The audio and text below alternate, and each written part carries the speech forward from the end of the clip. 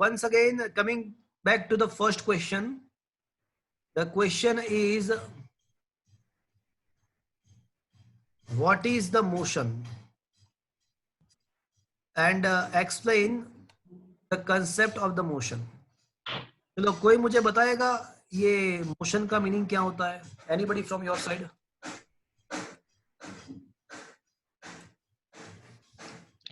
क्या लगता है आपको मोशन क्या होता है? एक जगह से दूसरी जगह जाना। अच्छा, एक बंदे ने ऐसा बोला, एक बच्चे ने ऐसा बोला कि भाई कोई ऑब्जेक्ट अगर एक पोजीशन से दूसरे पोजीशन पे जाता है तो उसको मोशन बोलते हैं. Okay, it is not the accurate definition. Anybody else? Movement. So when force is applied and the object starts moving. Okay, दूसरा बच्चा जो है उसने ऐसा बताया कि अगर हम फोर्स प्रोवाइड करते हैं और ऑब्जेक्ट मूव होता है तो उसको मोशन बोलते हैं. चलो, anything else? Change in position with time. अच्छा, एक बंदे ने ऐसा बोला कि अगर कोई ऑब्जेक्ट अपना पोजीशन चेंज करता है with the time, then it is a motion. चलो, इसके एनीथिंग एल्स? ये भी इनकम्प्लीट है. Work done is called motion. अच्छा, एक बंदे ने ऐसा बोला कि वर्क डन होता है तो वो मोशन होगा. No. Movement of the object. नहीं, आप बहुत सोच रहे हो. देखो, मैं सिंपल सा बताऊं कि मोशन जो है ना वो रिलेटिव कंसेप्ट है. अगर कोई ऑब्जेक्ट दूसरे ऑब्जेक्ट पे अपना पोजीशन चेंज करता है तो मैं ऐसा कह सकता हूं कि the first object is in the motion with respect to the other object. Motion is a totally relative concept. मैं आपको एक सिंपल सा एग्जांपल दूं तो आपको पता चल जाएगा. चलो, ऐसा सोचो कि मैं या आप एक ट्रेन में बैठे हो और ट्रेन में एक बुक पड़ा हुआ है. ट्रेन चल रही है, ट्रेन में एक बुक पड़ा हुआ है. तो अगर हम बुक के मोशन में के बारे में सोचे तो कोई मुझे बता सकता है कि book is in the motion और it is in the book motion में है या स्टेशनरी है?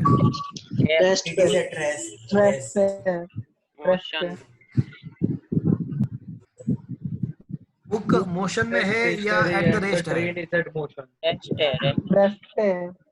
तो ट्रेन तो चल रही है. वहाँ पर बुक रेस्ट मोशन.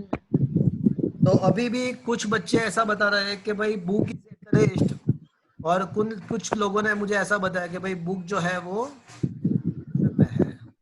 सर हम ट्रेन में है तो फिर रेस्ट पे ही होंगी ना बुक. हाँ, तो आपको यहाँ पे ऐसा करना चाहिए कि सर अगर हम बुक का motion with respect to train, मतलब ट्रेन के अंदर से देखते हैं तो वो बुक एट द रेस्ट होगा.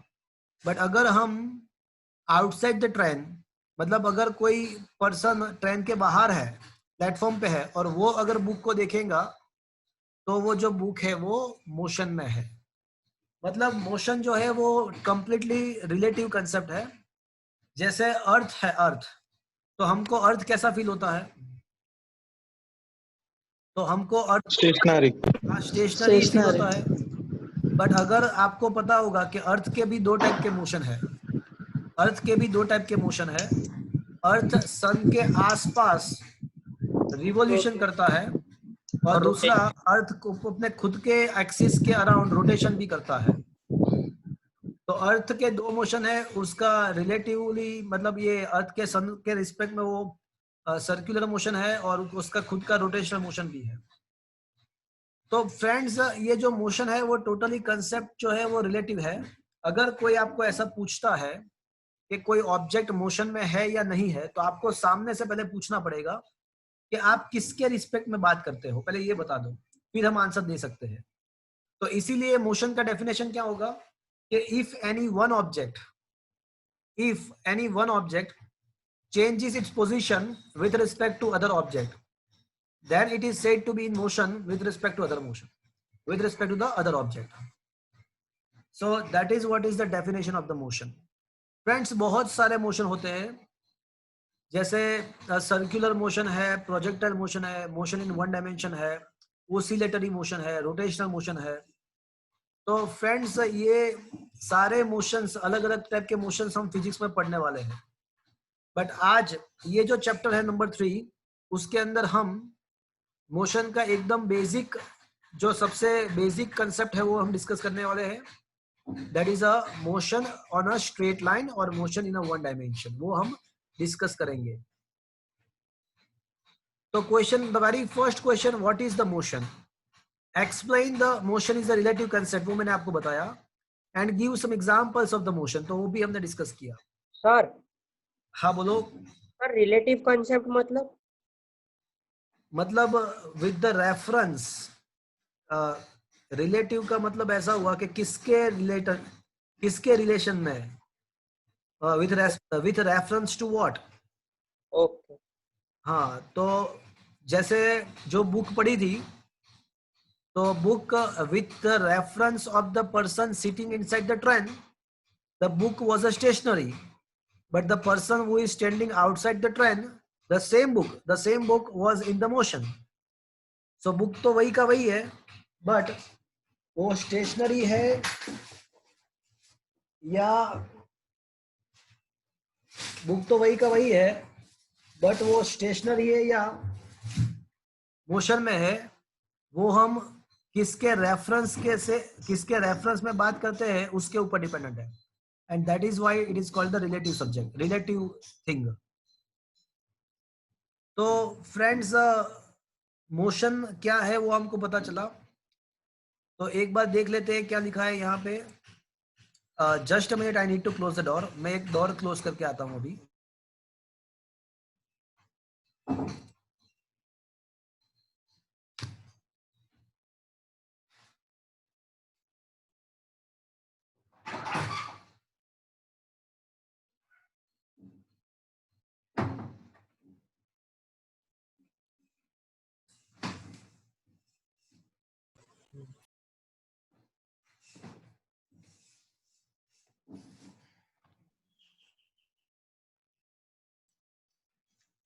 Okay, friends, the question number 1 we had just discussed. एक बार पढ़ लेते हैं क्या लिखा हुआ है। If any object change its position with the respect to the other object, then it is said to be in the motion with respect to the other object. Otherwise, it is said to be a rest. For example, you are traveling in the bus, moving with a constant velocity, and the book is there beside you. The book is stationary with respect to you, but the same book is in the motion with respect to the person observing from outside, with respect to the stationary observer outside on the road. So that is why I can say the motion is a combined property of a object and the observer. उसका कौन observation कर रहा है उसके ऊपर भी motion dependent है. In other word, motion is a relative concept. तो ये आपको समझ में आया Kaustav? Yes, sir. Okay. Motion common in everything, in everywhere. देखो फ्रेंड्स, मैं आपको बताऊं कि यूनिवर्स का कोई भी ऑब्जेक्ट ऐसा नहीं है, यूनिवर्स का कोई भी ऑब्जेक्ट ऐसा नहीं है कि उसके पास मोशन ना हो। जैसे हमको यहाँ पे जो ट्रीज है, जो बिल्डिंग्स है, वो सब स्टेशनरी दिखाई दे रहे हैं। अर्थ के ऊपर जो ट्रीज एंड बिल्डिंग्स है वो हमको स्टेशनरी दिखाई दे रहा है, but if you are observing the trees and the buildings outside the earth, earth के बाहर से आप उसका ऑब्जर्वेशन करोगे तो वो सब आपको मोशन में दिखाई देगा, because earth itself is revolving, earth खुद भी मोशन में है। तो क्वेश्चन ऐसा होना चाहिए कि क्या ये सन जो है, सन वो स्टेशनरी है? नहीं फ्रेंड, सन भी स्टेशनरी नहीं है। Sun is also having some kind of motion. हमारा जो गैलेक्सी है मिल्की वे, वो गैलेक्सी भी स्टेशनरी नहीं है, वो गैलेक्सी का भी कुछ मोशन है। Friends, you will be surprised by knowing that the whole universe is expanding. मतलब पूरा यूनिवर्स एक्सपांड हो रहा है, मतलब पूरा यूनिवर्स का ही मोशन हो रहा है। So friends, motion is everywhere in everything. Friends आपको ये कोई सॉलिड ऑब्जेक्ट है, सपोज के ये मेरे पास एक सॉलिड ऑब्जेक्ट है, तो ये object this is made by molecule, atoms, ions etcetera. But you will be surprise by knowing that कि जो सॉलिड ऑब्जेक्ट के अंदर जो मोलिक्यूल्स, आयंस होते हैं, वो भी अपने खुद के मीन पोजीशन के आसपास ओसिलेशंस करते, वाइब्रेशंस करते हैं. तो सॉलिड मटेरियल के अंदर जो कंस्टिट्यूएंट पार्टिकल्स है, सॉलिड ऑब्जेक्ट के अंदर जो कंस्टिट्यूएंट पार्टिकल्स जैसे मोलिक्यूल, आयंस, एटम्स एटसेट्रा, तो वो भी अपने खुद के मीन पोजीशन के आसपास वाइब्रेशंस करते हैं. उसका भी कुछ ना कुछ ओसिलेशंस, मोशन होता है. मतलब motion is everywhere in anything. तो motion is common in everything in the whole universe. We walk, run, ride. अच्छा रुजू, you want to ask anything? रुजू, No, sir, गलती से हो गया. want to ask anything? No, sir, गलती से हो गया, sir. Okay. So friends,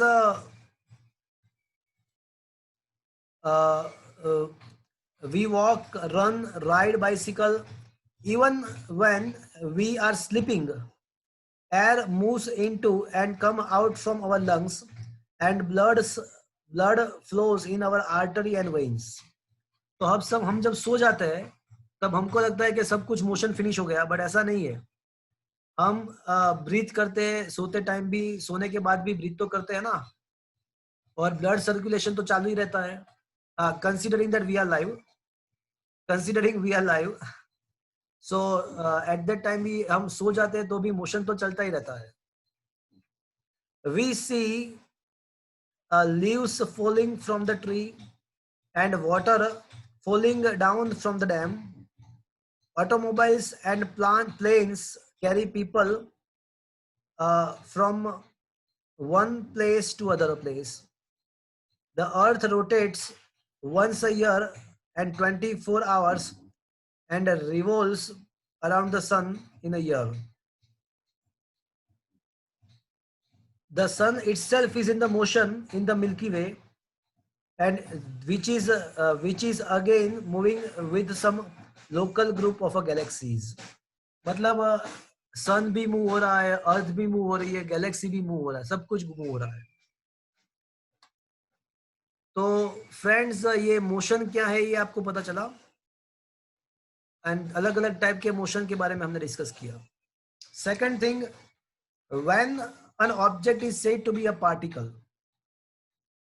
Question number 2, what is particle and in which circumstances we can consider the object as a particle?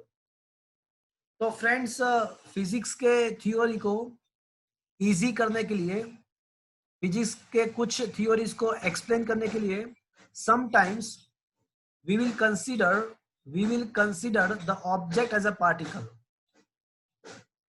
वैसे पार्टिकल का डेफिनेशन क्या है? तो I can say a particle is a very very very small object without any mass और having a negligible mass. A very small object having negligible mass and having negligible dimensions. बहुत ही छोटा सा जो object है जिसके dimensions भी negligible है, जिसका मास भी नेग्लिजिबल है, उसको हम पार्टिकल अज्यूम कर सकते हैं. But in some of the cases, in some of the circumstances, we can assume the whole object as a particle.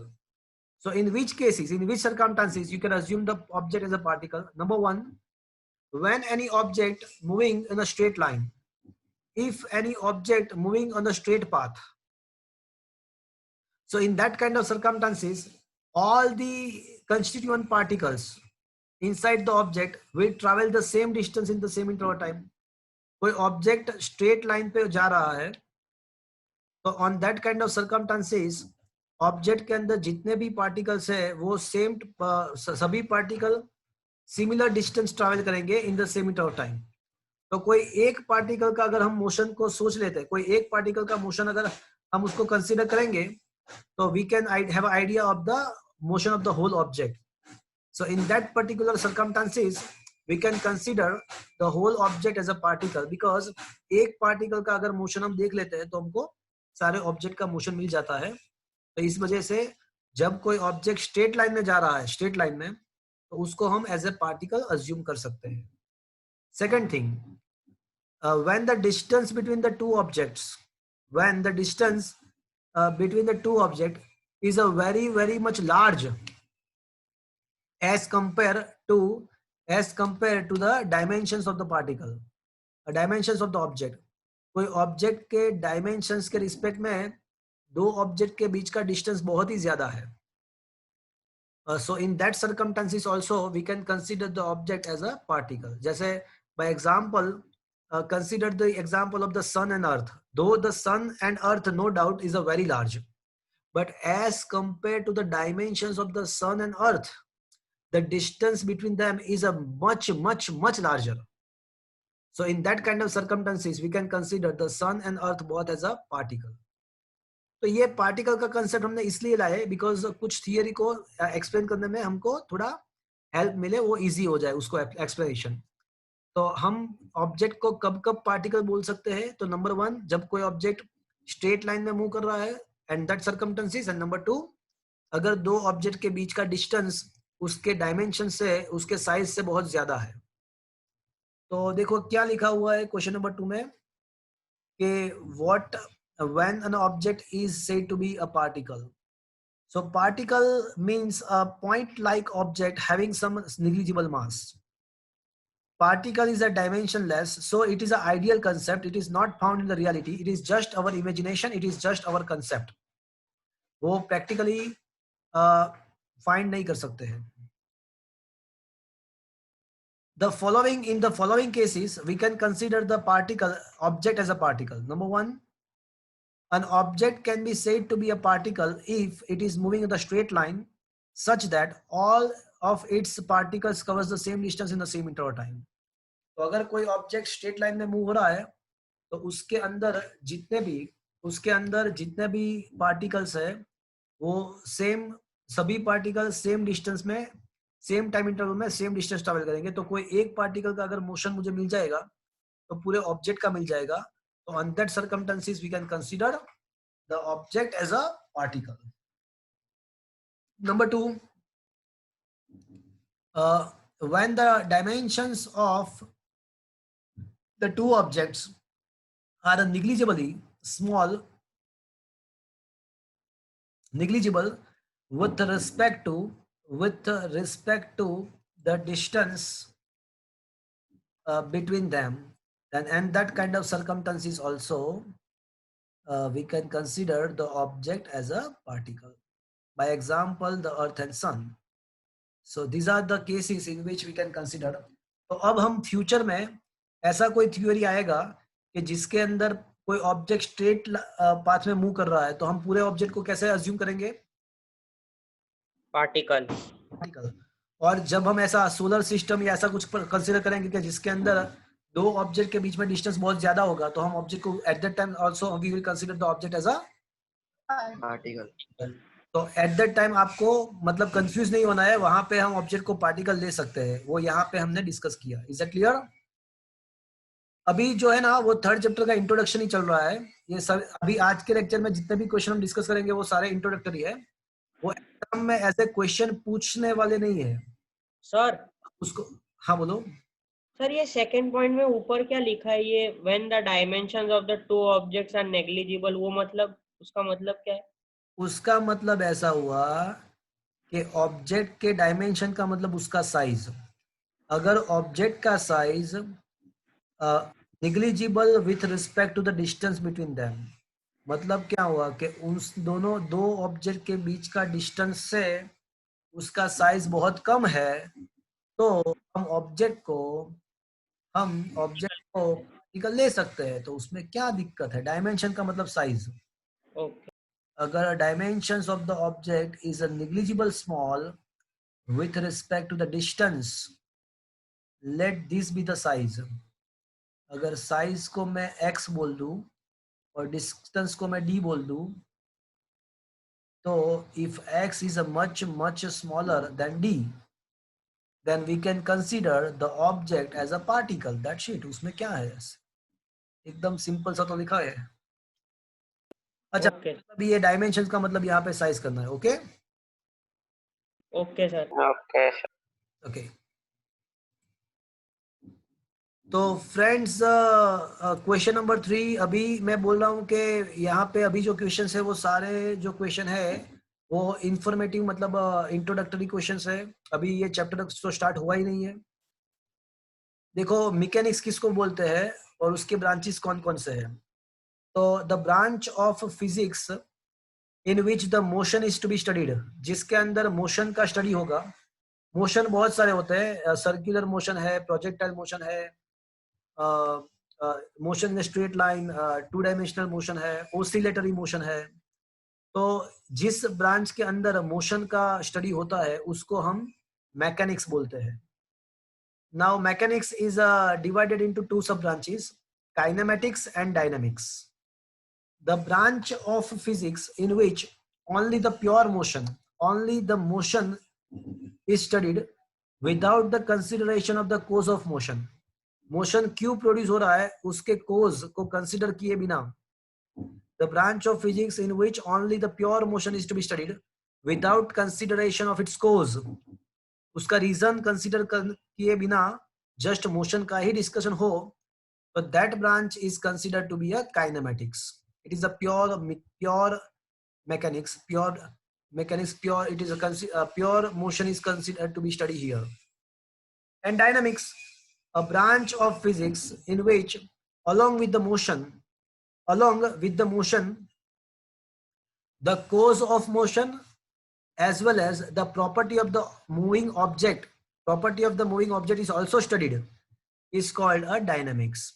तो जिसके अंदर मोशन के साथ उसके कोज, मतलब उसका रीजन क्या है मोशन का, वो भी स्टडी होगा, एंड मूविंग ऑब्जेक्ट के कैरेक्टरिस्टिक भी स्टडी होंगे, तो उसको हम डायनेमिक्स बोलेंगे। And combinedly the kinematics and dynamics are combinedly known as a mechanics. So mechanics is a combination of the kinematics and dynamics, I can say this. But friends, in this particular chapter we are going to study only the kinematics. इसका मतलब क्या हुआ friends, इस chapter में हमको क्या पढ़ना है, बोलो। मैंने ये बताया कि ये चैप्टर में हम ओनली काइनेमेटिक्स पढ़ेंगे, तो इसका मतलब क्या हुआ? Of object without its sir सिर्फ मोशन, सर हाँ। मोशन विदाउट कॉज पढ़ेंगे। हाँ, इस चैप्टर में हम ओनली मोशन के बारे में डिस्कशन करेंगे, वो क्यों प्रोड्यूस हो रहा है और कौन सा ऑब्जेक्ट मूव हो रहा है, उसके प्रॉपर्टी क्या है, वो सब डिस्कस नहीं करेंगे, खाली मोशन ही डिस्कस करेंगे ये चैप्टर में। Is that clear friends?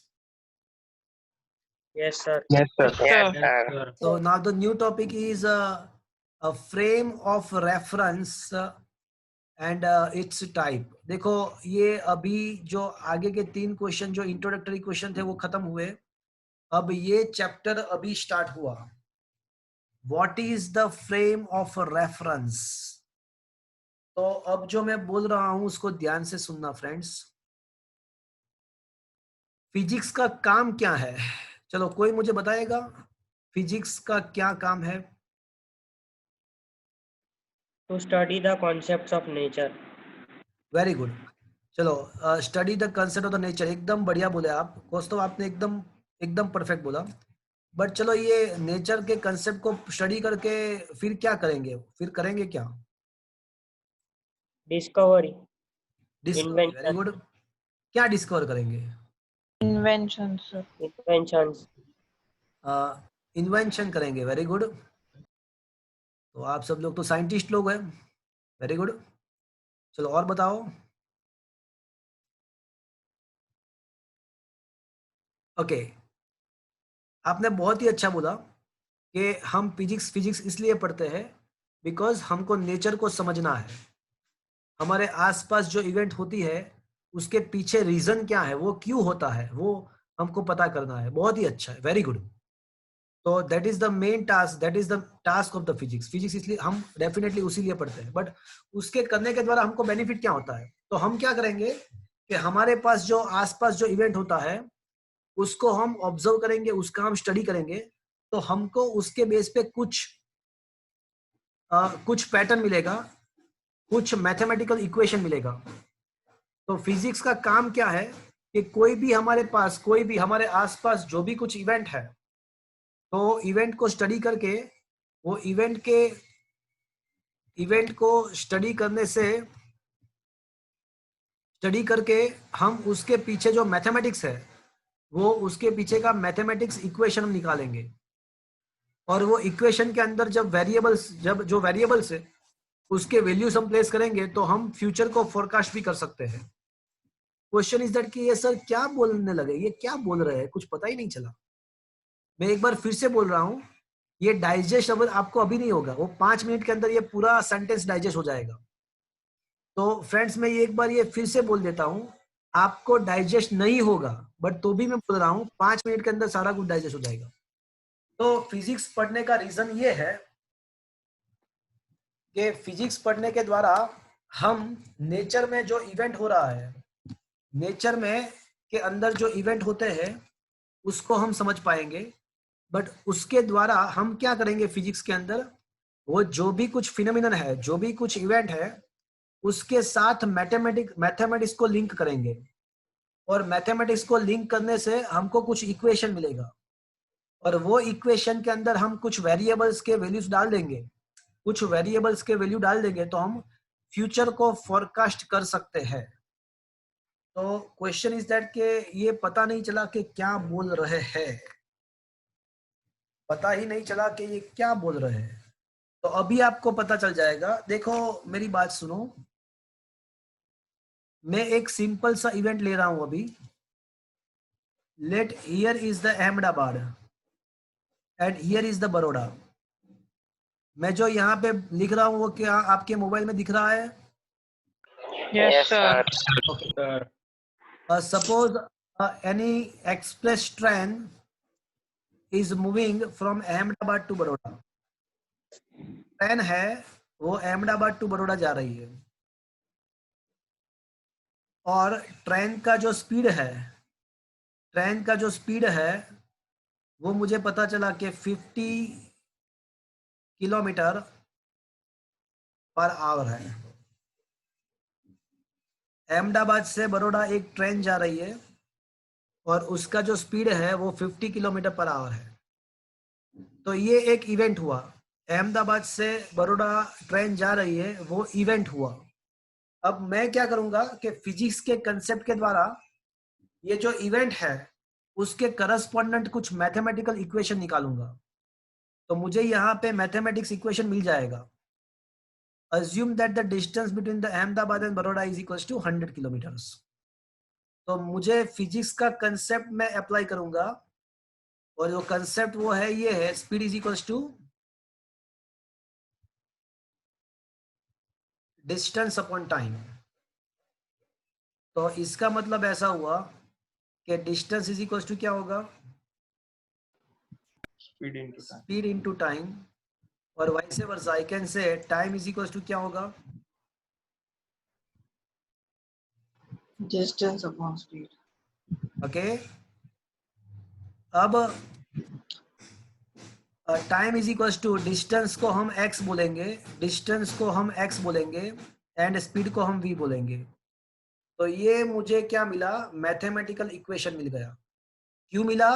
Because मैंने इसके कॉन्सेप्ट अप्लाई किए। तो मैं वही तो बोल रहा हूं कि कोई भी इवेंट होता है हमारे आसपास, तो हम क्या करेंगे, फिजिक्स का कॉन्सेप्ट अप्लाई करेंगे और उसके द्वारा मुझे कुछ मैथमेटिकल इक्वेशन मिल जाएगा। तो ये मुझे मिल गया मैथमेटिकल इक्वेशन। अब उसके अंदर जो वेरिएबल है उसके वैल्यूज हम डालेंगे। तो इसके अंदर वेरिएबल कौन कौन से है? तो ये डिस्टेंस है एंड वेलोसिटी है। तो मुझे पता है कि अहमदाबाद एंड बड़ौदा के बीच का डिस्टेंस 100 किलोमीटर है, और वेलोसिटी ट्रेन का कितना है? 50 है। तो क्या बचेगा? 2 hours। तो मैंने फ्यूचर फोरकास्ट कर दिया। मैंने ये फ्यूचर को फोरकास्ट कर दिया कि जो ट्रेन अहमदाबाद से निकलेगा वो after how much time it will reach to the Baroda? 2 hours। ये मैंने फ्यूचर को फोरकास्ट कर दिया ना, कि मुझे पता चल गया कि भाई अहमदाबाद में बैठे बैठे मुझे पता चल गया कि वो कितने घंटे के बाद बड़ौदा पहुंचेगा ट्रेन? तो 2 घंटे के बाद पहुंचेगा। तो वही फिजिक्स का काम यही है। ये तो मैंने आपको एक सिंपल सा इवेंट बताया, बट फिजिक्स का काम यही है, कोई भी फिनोमिनन हो, चाहे वो आर्टिफिशियल मैन मेड हो या चाहे वो नेचुरल हो, तो उसके रिस्पेक्ट में हम फिजिक्स के कंसेप्ट अप्लाई करेंगे और उसके द्वारा कुछ इक्वेशन निकालेंगे, और इक्वेशन निकालने के द्वारा हम कुछ ना कुछ फाइंड कर सकते हैं, कुछ ना कुछ फोरकास्ट कर सकते हैं। तो ये फिजिक्स का एक सिंपल सा प्रोसीजर है। तो क्या मैंने ये पूरा स्टेटमेंट आपको समझ में आया मैंने क्या किया यहाँ पे? हाँ ये sir. Train Yes, sir. Sir ये Yes, स्पीड sir. चेंज नहीं होगी? अरे ये तो एक एग्जाम्पल है, और ये जो मैंने बताया ना 50 kilometre per hour is assume to be average speed, वो पूरा मतलब वो पूरा Okay. 50 किलोमीटर पर आवर ऐसा है। Is that clear? Yes, sir. और दूसरी Yes, बात, sir. हाँ दूसरी बात, ये कुछ अप्रोक्सीमेशन करके आंसर लाते हो तो उसमें कुछ गलत नहीं है। हमने सेकंड चैप्टर में एक क्वेश्चन में देखा था कि कभी कभी हम अप्रोक्सीमेशन भी करते हैं फिजिक्स में, उसमें कुछ गलत नहीं है। ओके, बट मैं खाली ये आपको बताना चाहता था कि फिजिक्स के अंदर क्या करना होता है। तो कोई भी इवेंट के साथ कंसर्न्ड कुछ मैथमेटिकल इक्वेशन, फिजिक्स के कॉन्सेप्ट अप्लाई करके कुछ मैथमेटिकल इक्वेशन बनाना होता है, और उसके अंदर हम जो वेरिएबल्स है उसके वैल्यूज प्लेस करेंगे तो हमको कुछ मिलेगा। तो ये फिजिक्स का काम है। बट अभी जो क्वेश्चन है वो तो अलग ही, अभी जो क्वेश्चन है उसका वो क्वेश्चन तो क्या है कि फ्रेम ऑफ रेफरेंस या रेफरेंस फ्रेम क्या है। रेफरेंस फ्रेम सुन के हमको फोटो फ्रेम की याद आती है, बट फोटो फ्रेम अलग चीज है, रेफरेंस फ्रेम और फ्रेम ऑफ रेफरेंस अलग चीज है। फोटो फ्रेम के साथ उसका कोई रिलेशन नहीं है। तो अब क्वेश्चन ऐसा होगा कि ये नया वर्ड है, ये फ्रेम ऑफ रेफरेंस मतलब है क्या? तो मैं आपको बताऊं कि the place and the situation, a place and the situation from which the observer took an observation is called a frame of reference. I repeat, the place and the situation from which observer takes an observation is called a frame of reference. मैं थोड़ा उसको explain करता हूं ये definition को। वापस से वो एग्जाम्पल पे आते हैं। एक ट्रेन चल रही है, उसके अंदर एक बुक पड़ा हुआ है, और उस बुक का ऑब्जर्वेशन मैं ट्रेन के अंदर बैठा बैठा ट्रेन के अंदर से मैं वो बुक का ऑब्जर्वेशन करता हूं।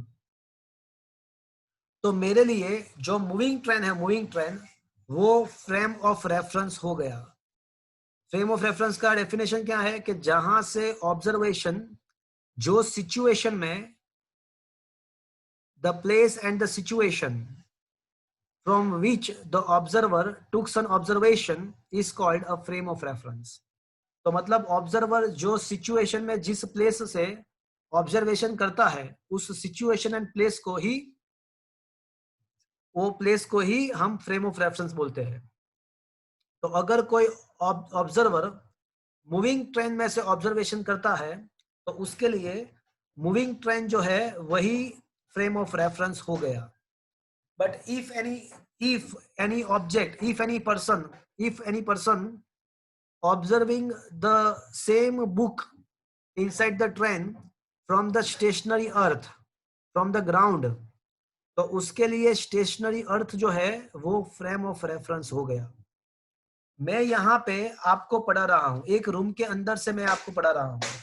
तो मेरे लिए ये जो रूम है, मैं रूम के फ्लोर पे बैठा हूँ और आपको पढ़ा रहा हूँ, तो मेरे लिए ये जो रूम है, ये जो रूम है वो मेरे लिए क्या हो गया?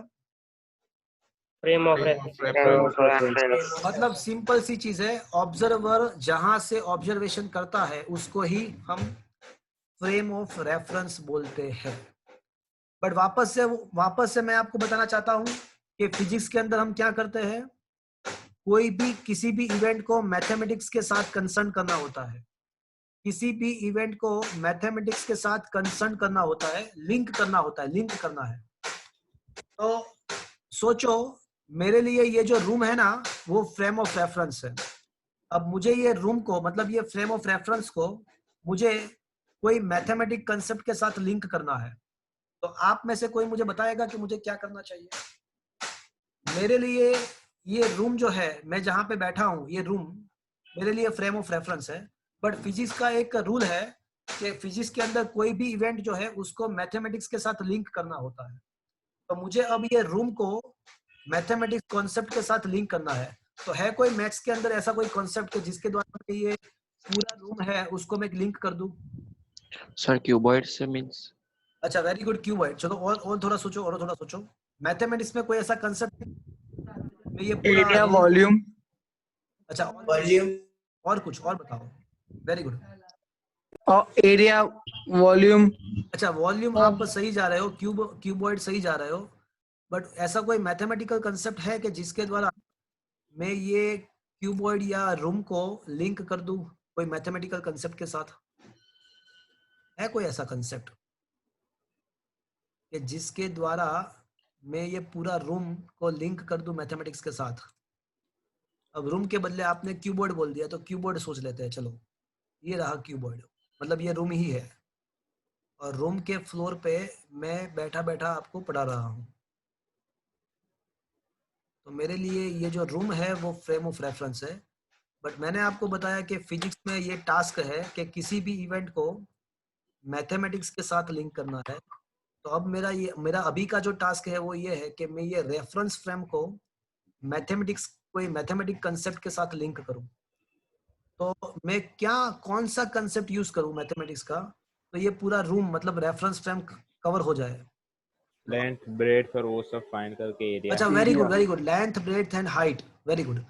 अब लेंथ ब्रेड्थ एंड हाइट, चलो आप ये बोले कि लेंथ ब्रेड्थ एंड हाइट। चलो और थोड़ा आगे बढ़ो, एकदम बराबर बोले आप।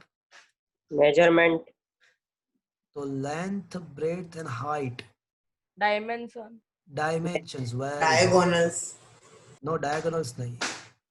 मेजरमेंट, डिजिट्स, हाँ, अब मैथ्स का कौन सा कंसेप्ट यहाँ पे मैं यूज करूंगा? सोचो सोचो सोचो। मेजरमेंट into h, हाँ, अब ये रूम को अगर मुझे पूरा कवर करना है तो मैं क्या करूंगा? मैं रूम के कोई एक कॉर्नर को ओरिजिन ले लूंगा और इसको मैं x, y and z axis बोल दूंगा। तो क्या पूरा रूम कवर हो जाएगा? यस। तो फाइनली कंक्लूजन क्या मिला? यहाँ पे मैं बैठा हूँ फ्लोर पे और लैपटॉप में आपको पढ़ा रहा हूँ। ओके, तो यहाँ पे मैं रूम के कोई फ्लोर पे बैठा हूँ और आपको पढ़ा रहा हूँ। Is that clear to you? Yes. yes sir, इसके Yes, द्वारा sir. कंक्लूजन क्या मिला कि हम रेफरेंस फ्रेम को मैथमेटिकली लिंक करना चाहते हैं तो क्या यूज कर सकते हैं? अगर रेफरेंस फ्रेम को अगर लिंक करना चाहते हो एक्स वाई जेड एक्सिस या एक्स वाई जेड कोऑर्डिनेट, हम उसके द्वारा इसको लिंक कर सकते हैं मैथमेटिकली। ये समझ में आया फ्रेंड्स आपको? तो रेफरेंस फ्रेम को मैथमेटिकली लिंक करने के लिए हम किसका यूज करेंगे फ्रेंड्स? हम X Y Z coordinate system को यूज करेंगे सो दैट ये पूरा रूम कवर हो गया, मतलब मेरे लिए मेरा फ्रेम ऑफ रेफरेंस कवर हो गया। तो क्वेश्चन इज दैट कि चलो ऐसा करने से बेनिफिट क्या होगा? तो फ्रेंड्स ऐसा करने से बहुत बेनिफिट होगा।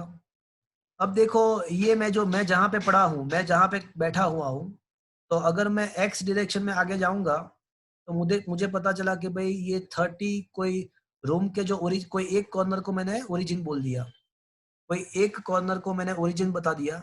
तो ओरिजिन से मैं एक्स डायरेक्शन में आगे बढ़ूंगा तो मुझे पता चला कि मैं 30 मीटर पे 30 फीट पे हूँ। चलो फीट अज्यूम करते हैं, फीट को चलो मीटर में अज्यूम करते हैं। तो 3 मीटर मेरा डिस्टेंस जो है ना, वो एक्स डायरेक्शन में मेरा डिस्टेंस 3 मीटर है। कोई मुझे बताएगा मेरे वाई कोऑर्डिनेट क्या होगा? मेरा वाई कोऑर्डिनेट क्या होगा? सर बहुत आवाज आ रही है कहीं से। अच्छा, ये हाँ, जस्ट अ मिनट।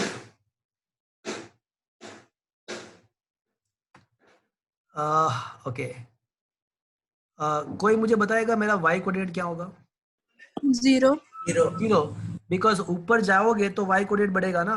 मैं तो फ्लोर पे ही बैठा हूँ तो मतलब मेरा y कोऑर्डिनेट 0 हो जाएगा, एंड मेरा जो z डायरेक्शन का कोऑर्डिनेट है तो इस ऐसे जाना पड़ेगा ओरिजिन से, और मुझे पता करना पड़ेगा कि ये डिस्टेंस कौन सा है। ये डिस्टेंस सपोज के 1 मीटर है, तो मेरा z कोऑर्डिनेट हो जाएगा 1 मीटर।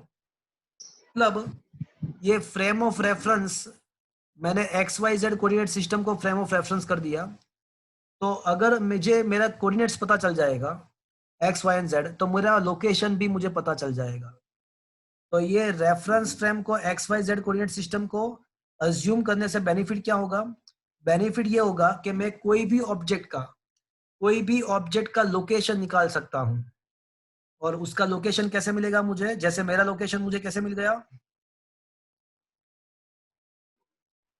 फ्रॉम, बोलो मेरा लोकेशन मुझे कैसे मिला? बोलो, from x, y, X, Y, and Z coordinate.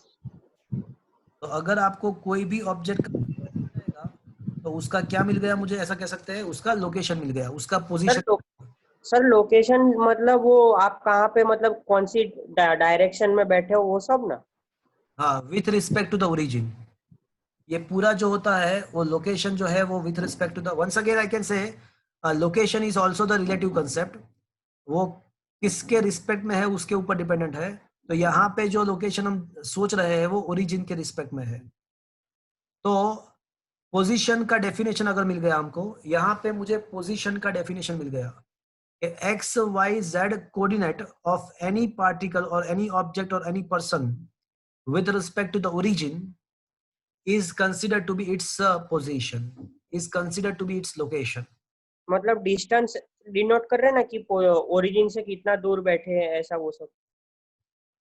हाँ, तो हाँ बराबर है। तो अगर कोई ऑब्जेक्ट, कोई पार्टिकल का अगर आपको एक्स वाई जेड तीनों कोऑर्डिनेट पता है तो आप उसको लोकेट कर सकते हो, मतलब उसका लोकेशन मिल सकता है आपको। तो बेनिफिट क्या हुआ?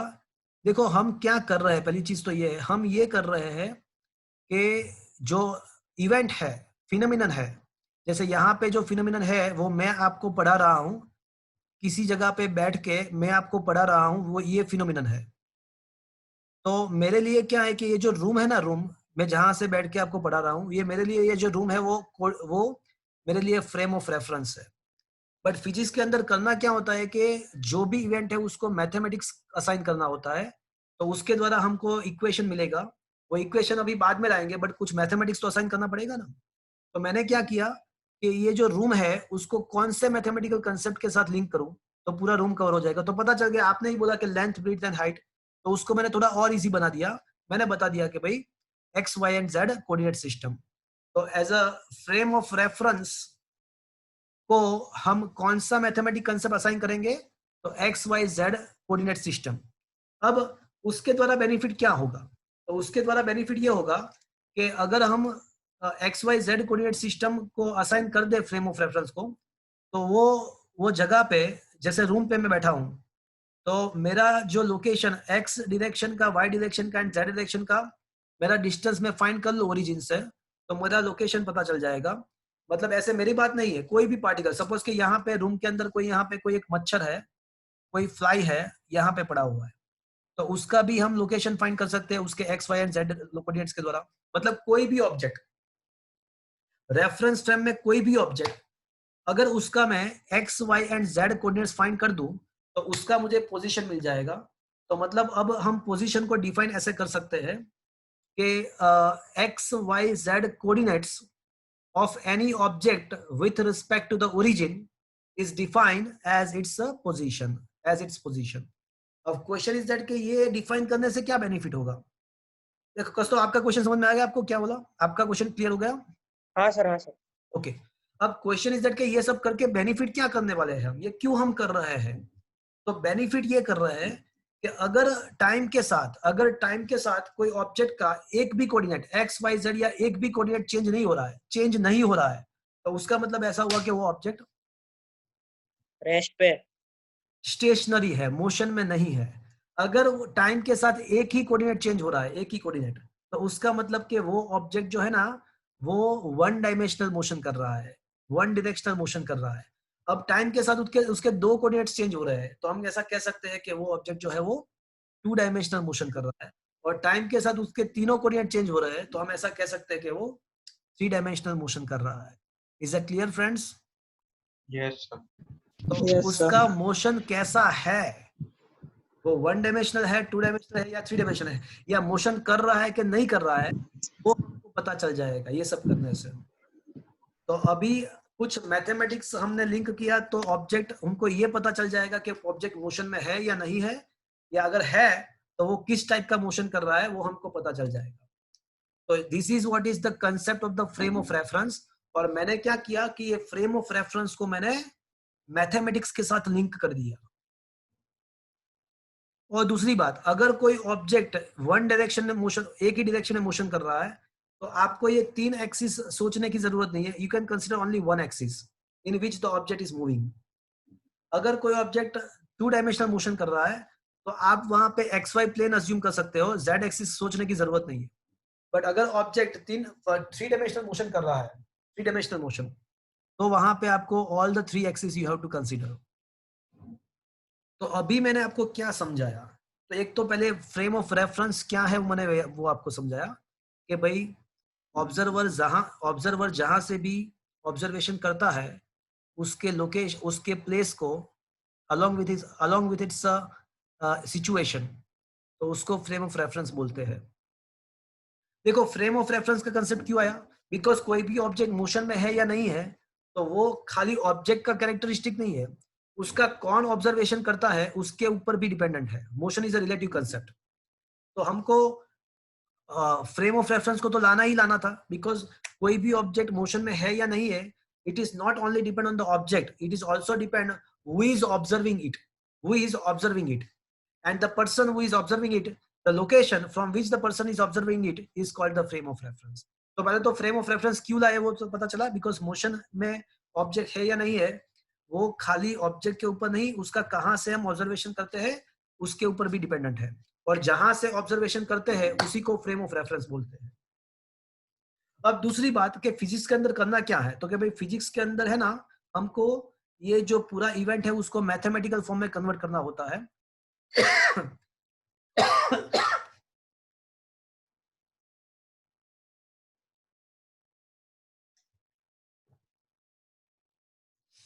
तो मैथमेटिकल फॉर्म में कन्वर्ट करना होता है पूरे इवेंट को। तो हमने पहले फ्रेम ऑफ रेफरेंस को मैथमेटिकली लिंक कर दिया, किसके साथ, XYZ कोऑर्डिनेट के साथ। उससे क्या बेनिफिट हुआ, तो उससे बेनिफिट ये हुआ कि कोई भी पार्टिकल, कोई भी ऑब्जेक्ट, कोई भी पर्सन का हमको लोकेशन मिल गया। कैसे लोकेशन मिल गया, तो उसके कोऑर्डिनेट्स फाइंड कर दो तो उसका लोकेशन मिल जाएगा। अब उससे क्या लोकेशन फाइंड करने से क्या बेनिफिट हुआ, तो बेनिफिट ये हुआ कि अगर उसका एक भी कोऑर्डिनेट चेंज नहीं हो रहा है, तो हम ऐसा कह सकते हैं कि वो ऑब्जेक्ट रेस्ट पे है। अगर कोई एक ही कोऑर्डिनेट चेंज हो रहा है टाइम के साथ, तो हम कह सकते हैं कि वो 1 डायमेंशनल मोशन में है, and vice versa. Is that clear friends? ये सारा क्यों किया, ये समझ में आया आपको? Yes, sir. हाँ Yes, sir. sir. Okay. Yes, sir. तो still this is not the question you need to prepare, but तो भी ये क्वेश्चन कुछ स्कूलों के एग्जाम में मैंने देखा है। तो ये जो 4th क्वेश्चन है वो आपको एज ए 2 मार्क प्रिपेयर करना है कि why the frame of reference is required and explain the frame of reference. तो in order to specify the position, कोई भी ऑब्जेक्ट का पोजीशन स्पेसिफाई करना है, तो उसके लिए फ्रेम ऑफ रेफरेंस का कंसेप्ट रिक्वायर्ड है। For that we need to, और मैंने बहुत डीप में जाके आपको एक्सप्लेन किया कि उसको कैसे लिंक करना है। यहाँ पे डायरेक्टली लिखा हुआ है, for that we need to use a reference point and a set of axis.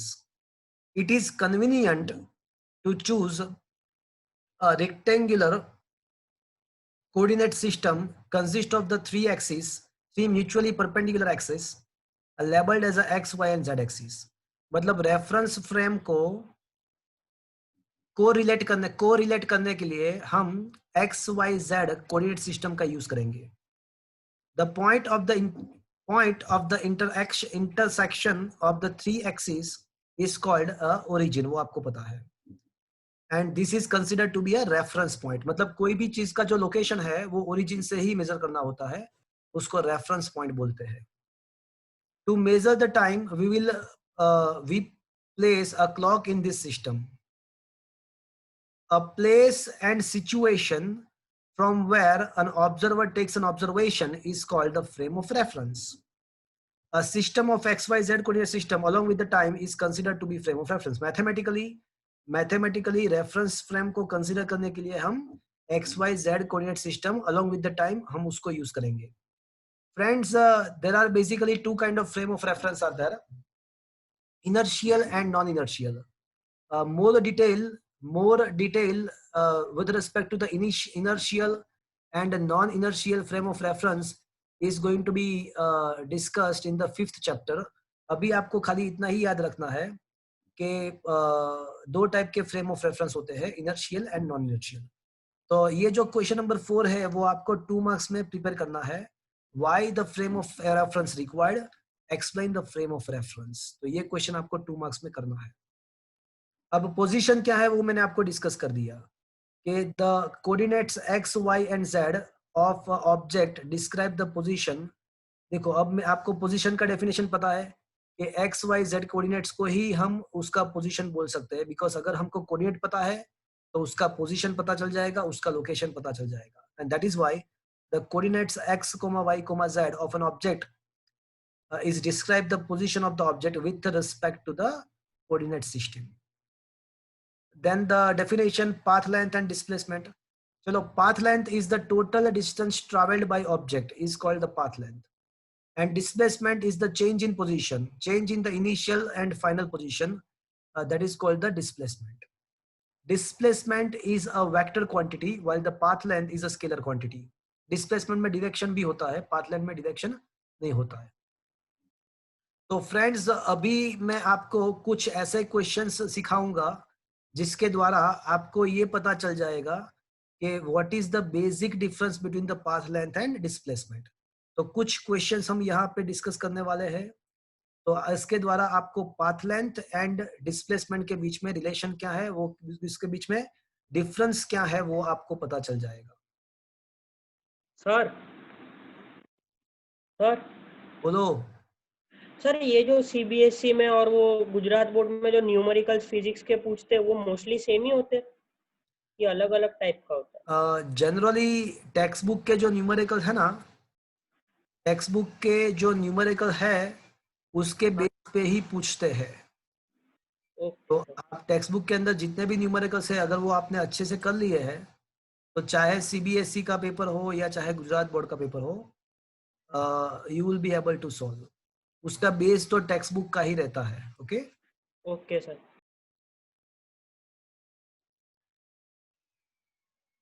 Okay. तो अभी जो टॉपिक चल रहा है that is actually path length and displacement. तो पाथ लेंथ क्या है? तो पाथ लेंथ जो है is a total distance traveled by, it is the total distance traveled, that is called the path length.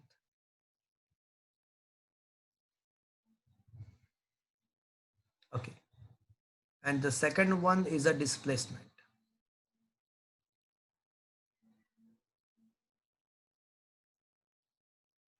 So what is displacement? So it is nothing but it is the change in the position. Okay, so we'll solve some MCQ type of question so that you will get the clear idea about the path length and the displacement. Question number 1. Alia Ben completes 5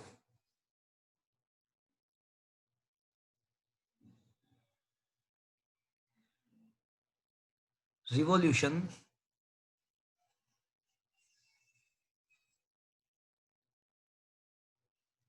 in a circular path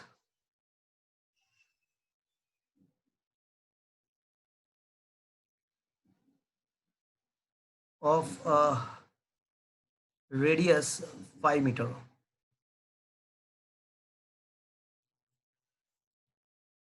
find her path length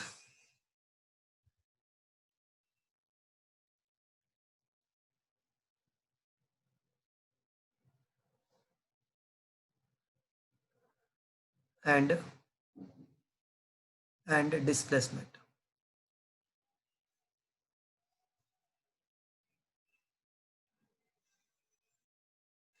So that is what is the question. तो आपको ये solve करना है. चलो मुझे सोच के बताओ कि what should be the answer. Sir बोलो. वो जो सर्कुलर पाथ है ना उसका सरकमफरेंस निकाल देंगे, फिर उनका 5 टाइम्स कर देंगे तो उसका पाथ लेंथ मिल जाएगा. वेरी गुड, सही बात है आपका. तो निकालो. और displacement 0. Perfect answer. Perfect answer. Displacement 0 होगा. क्यों? Because circular path. हाँ, अगर 5 रिवॉल्यूशन कंप्लीट करेंगे तो आलिया बहन जहाँ पे है वहां पे ही वापस आ जाएंगे. तो displacement is a change in position, तो पोजीशन चेंज ही नहीं होगा लास्ट में. वहां पे जहाँ पे है वहां पे वापस आ गए. तो इसका मतलब ऐसा हुआ कि डिस्प्लेसमेंट तो 0 हो जाएगा. तो डिस्प्लेसमेंट तो 0 हो जाएगा बिकॉज जहाँ पे है वहां पे वापस आ गए. सही बात है. तो यहाँ पे जो डिस्प्लेसमेंट है वो तो 0 हो जाएगा. अब पाथ लेंथ मुझे फाइंड करना है. 392.85. तो पाथ लेंथ क्या होता है? तो पाथ लेंथ जो होगा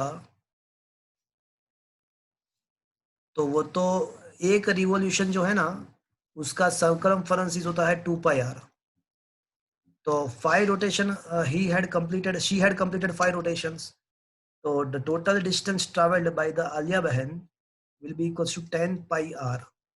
अब r का जो वैल्यू है वो तो 5 मीटर मैंने पहले से बता दिया है. तो what is the answer friends? 157.14. Almost 157 metre हो जाएगा. तो क्या ये क्वेश्चन आपको समझ में आया? Yes sir. Yes sir. Okay. अब और देखते हैं.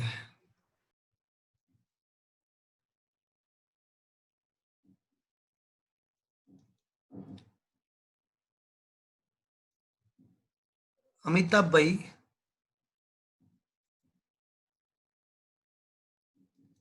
moves from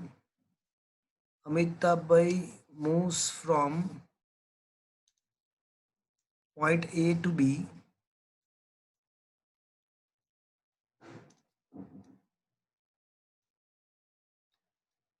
as shown in figure.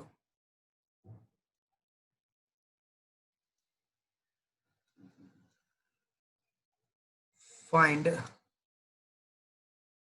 his path length and displacement.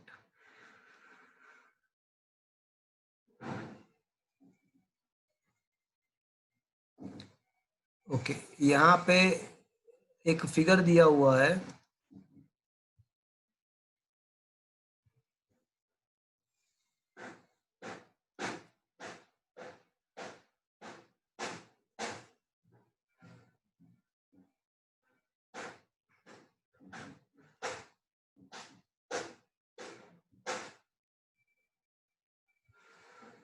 Okay.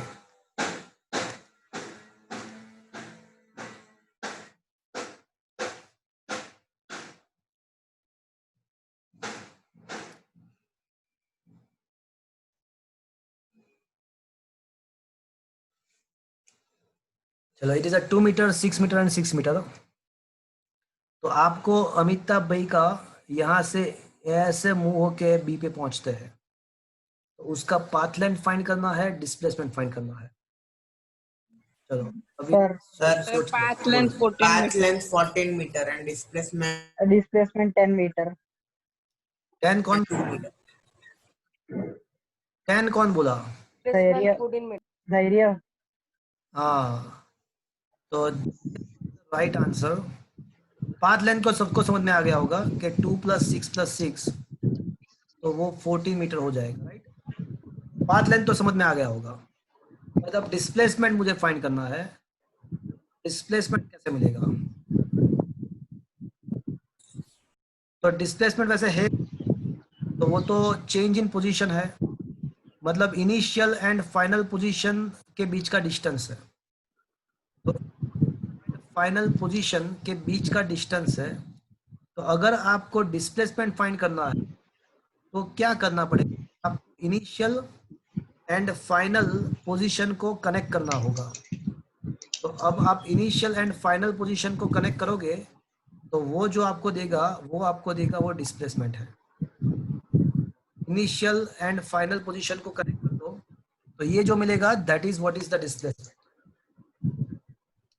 अब ये डिस्प्लेसमेंट मुझे फाइंड करना है तो मैं एक काम करता हूँ, एक ट्रिक करता हूँ। मैं ऐसा सोचता हूँ कि यहाँ पे एक अज्यूम्ड लाइन है, डिस्प्लेसमेंट फाइंड करना है। तो मैंने क्या किया कि यहाँ पे मैंने अजम्पशंस किया। देखो अब सोचो कि यहाँ पे तो 90 डिग्री ही होगा ना, ये 2 मीटर है, ये अगर 6 मीटर है तो इसके सामने भी 6 मीटर आएगा, ऊपर अगर 6 मीटर है तो यहाँ पे भी 6 मीटर आएगा।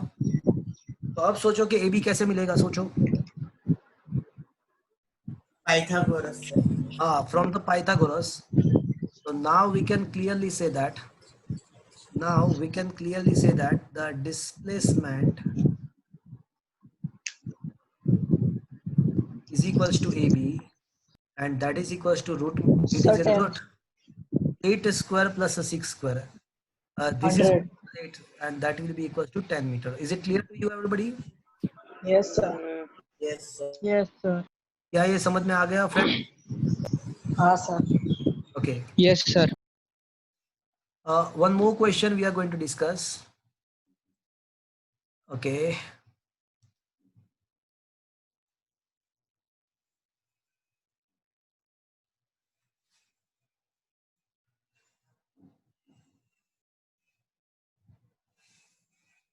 सुपरमैन भाई first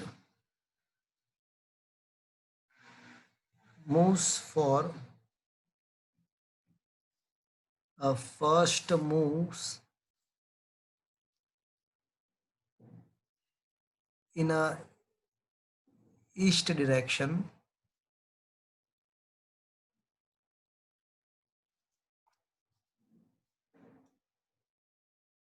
for 300 meter, then towards north for 400 meter,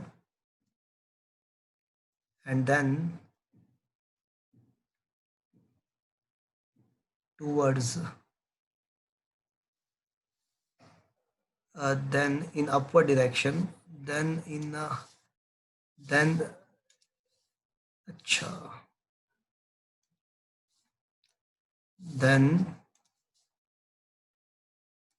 upward direction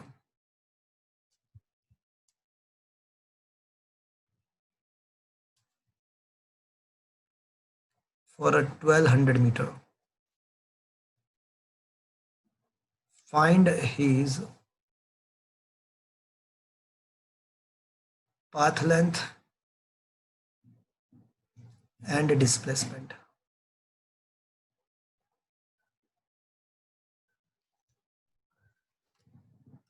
चलो भाई, सुपरमैन भाई है तो सुपरमैन ही है ना, तो वो सुपरमैन गिरी ही करेगा।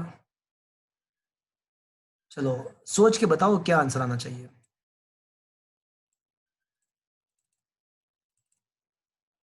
सर वो नॉर्थ के ऊपर जाके वापिस अपवर्ड गया। तो वही तो सोचना है, मैंने जो बोलना था वो मैंने बोल दिया, अब आप सोचो। मुझे जो बताना था वो मैंने बता दिया, अब आपको सोचना है। देखो ऑब्वियसली पाथ लेंथ तो मिल जाएगा, वो मुझे सुनना भी नहीं है, वो तो मिल जाएगा। 1900 मीटर। मुझे डिस्प्लेसमेंट लाके दो। पाथ लेंथ तो मैं जानता हूं कि आप सब लोगों को पता है, मुझे 1200 display. Sir displacement 700 metre. Wrong answer, 1200 sir. Wrong answer,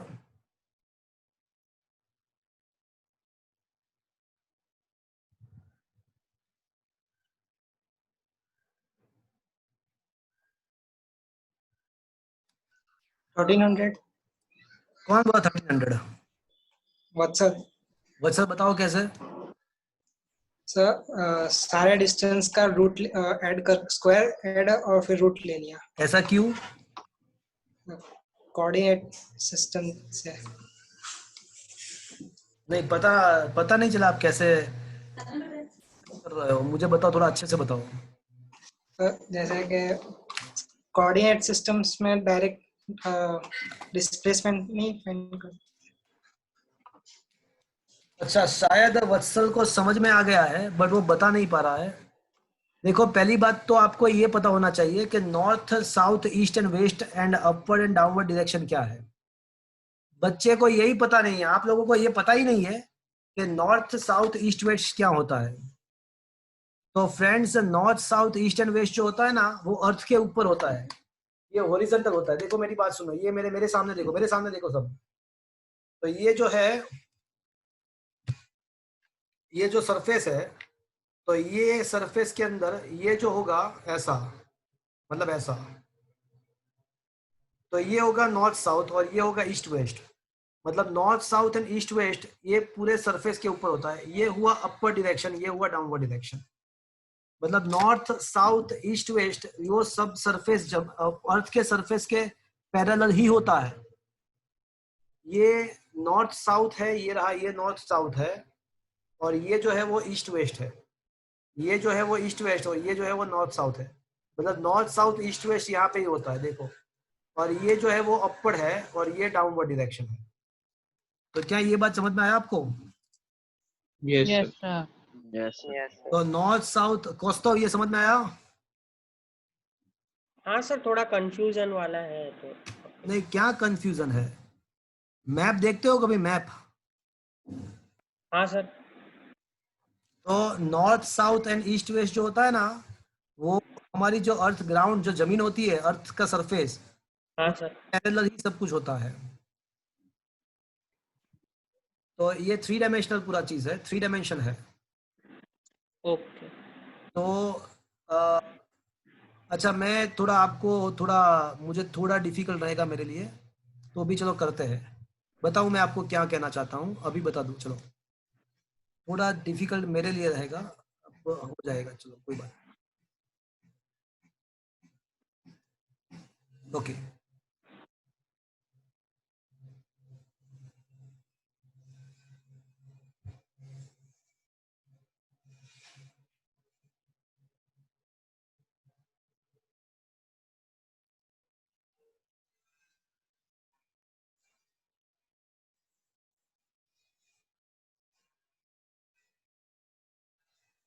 okay.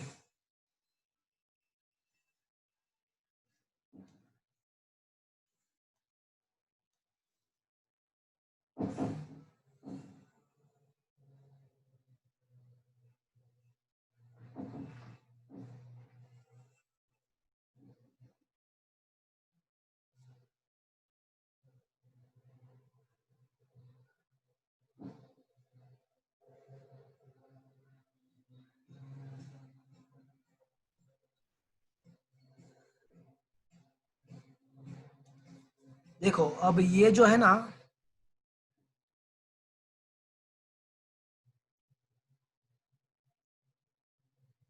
ये ईस्ट एंड वेस्ट डायरेक्शन है, और ये जो डायरेक्शन है कोस्टा, हाँ sir.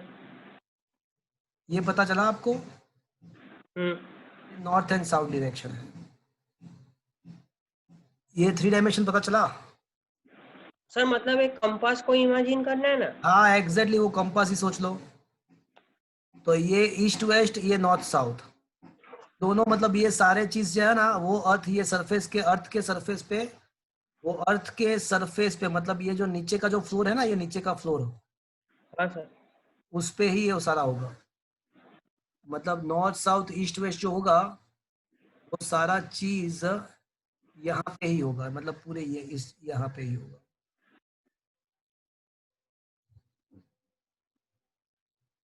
Is that clear? Yes sir. Okay.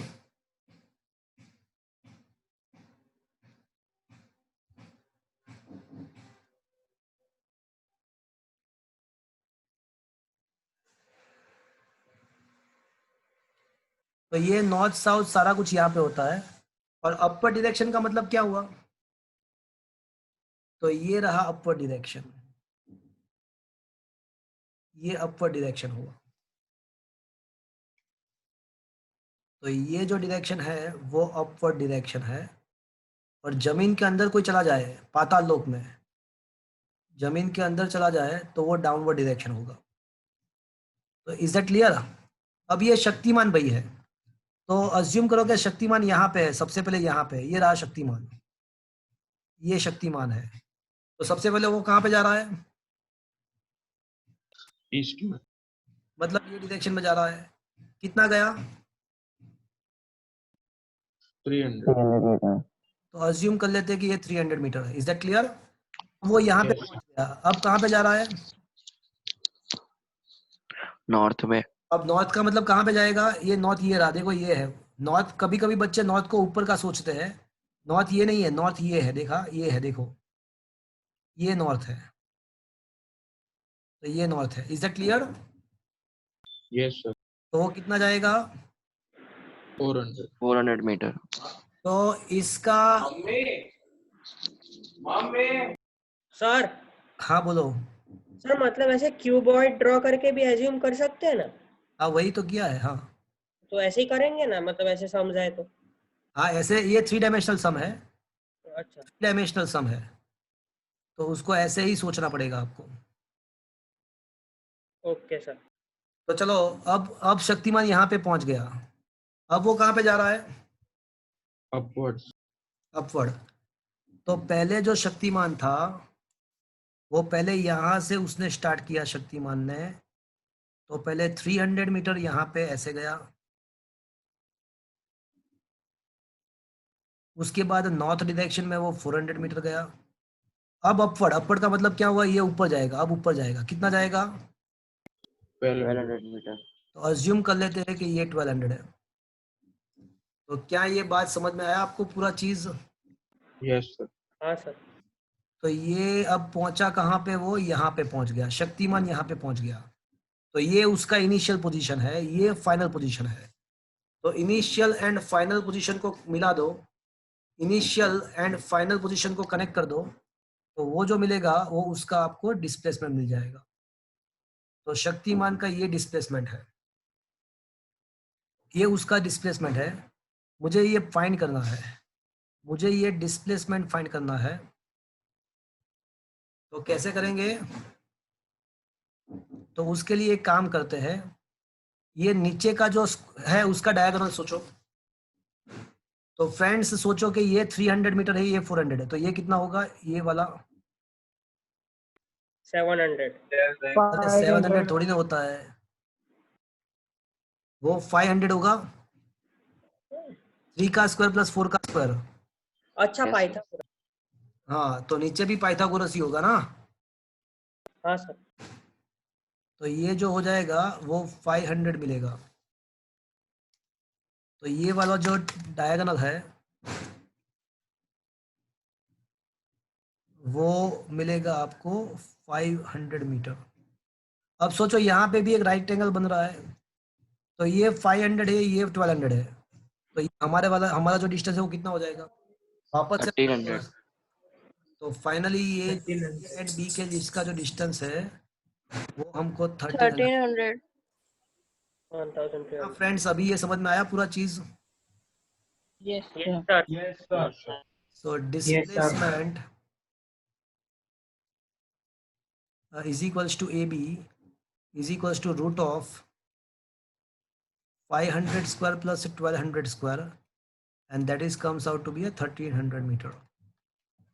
तो क्या ये फ्रेंड्स समझ में आया पूरा चीज? Yes sir. Yes, sir. Yes sir. देखो फ्रेंड्स, डिस्प्लेसमेंट जो है ना वो डिस्प्लेसमेंट डायरेक्शन को मतलब मानता है, वो वेक्टर क्वांटिटी है।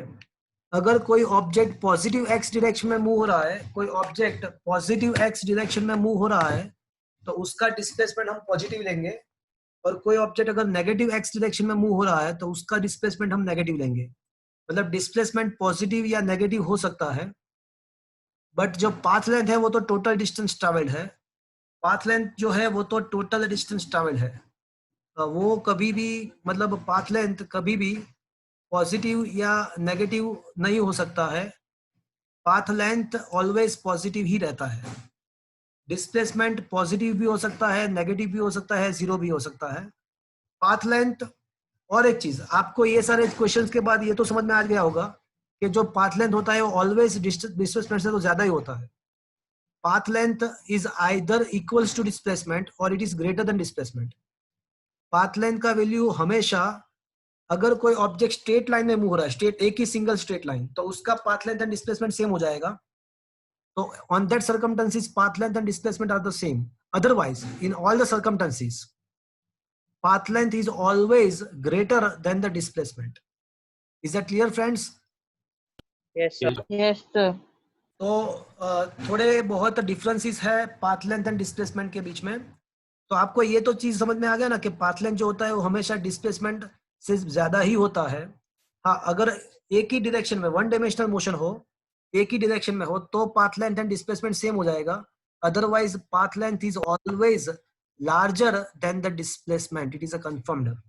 सर फॉर एग्जांपल ये जो क्वेश्चन है, इसमें अगर वो जो पर्सन है वो तो वो वेस्ट की तरफ जा रहा होता तो कैसे मार्क करते उसमें? क्या बोल रहे हैं आप? समझ में नहीं आया मुझे।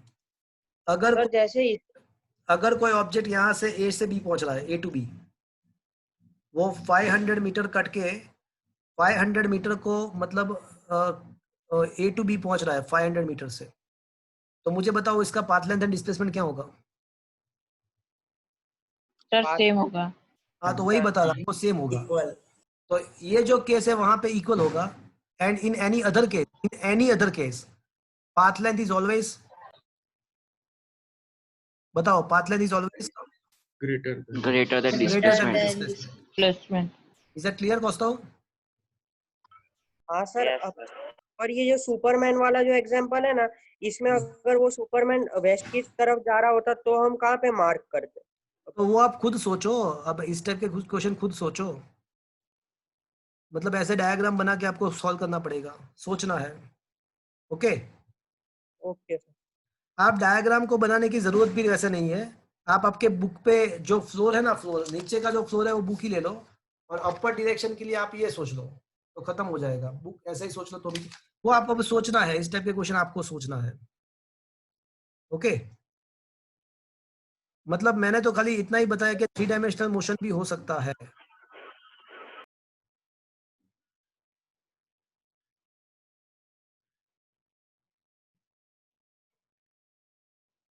अच्छा, रुजू पटेल। Yes sir. हाँ, तो आपका सैटरडे को, मुझे थर्सडे को याद करा देना, थर्सडे बोल देना टाइमिंग का। Okay yes sir. ओके। तो फ्रेंड्स, आज का जो सेशन है वो मैं अभी यहाँ पे खत्म कर रहा हूँ। तो आपका होमवर्क क्या है? देखो, ये 6 क्वेश्चन मैं आपको होमवर्क में दे रहा हूँ। Differences between the path length and displacement. Displacement and path length का डिफरेंस आप अब खुद सोच सकते हो, यहाँ पे मैंने लिखे हुए हैं, वो आप एक बार देख लेना, आपको पता चल जाएगा। तो आज का जो आपका होमवर्क है 1 to 6 क्वेश्चन, एक बार आपको 1 to 6 क्वेश्चन आपको एक बार करना है। That is your today's homework. ये चैप्टर नंबर मैंने स्टार्ट कर दिया, चैप्टर नंबर 3, 1 to 6 क्वेश्चन आपको एक बार करना है। तो आज का सेशन मैं यहाँ पे खत्म कर रहा हूँ। अब हम थर्सडे मिलेंगे। थर्सडे का जो टाइम है वो 5 to 6:30 है। जो टाइम है वो 6:30 to 8 है। 6:30. हाँ, 6:30 to 8। Thursday timings are 6:30 to 8। Is that clear? Yes sir. Yes, sir. Yes sir. आज का सेशन मैं यहाँ पे खत्म कर रहा हूँ। Thank you friends. सर कल नहीं है हमारा 8 से 9:30। हाँ, वो तो है ही। आपका जो एक्स्ट्रा बच्चे, जो 4 बच्चे हैं, कौन कौन से? 3 बच्चे हैं, कौन बोल रहा है? सर बोलो। सर आपका एक बार टाइमिंग बताइए ना पूरा अच्छे से। मैंने टाइमिंग आपको व्हाट्सएप में लिख के दे दिया है। Okay sir. व्हाट्सएप में पूरा लिख के दिया हुआ है आपको। Okay sir. हाँ, तो आज का सेशन यहाँ पे खत्म करते हैं। सर वो कल का टाइमिंग वो आप वो मैं फिर अभी से- व्हाट्सएप में जो नए बच्चे हैं जिसका अगर लेक्चर है किसी का तो वो मैं व्हाट्सएप में भेज रहा हूँ। 3-4 बच्चों का ही है। आपका आप कौन मीत बोल रहे हैं? नहीं सर, मेरे को वो रिपीट करना है ना, मैंने ऐसा बोला हाँ, था ना कि वो आपका नहीं है, वो भी है। मैं व्हाट्सएप में आ जाएगा, जो भी है वो व्हाट्सएप में आ जाएगा आपको। अगर एक्स्ट्रा लेक्चर है आपका तो व्हाट्सएप में आ जाएगा। ओके, तो आज का सेशन अभी मैं खत्म कर रहा हूँ यहाँ पे। Thank you friends.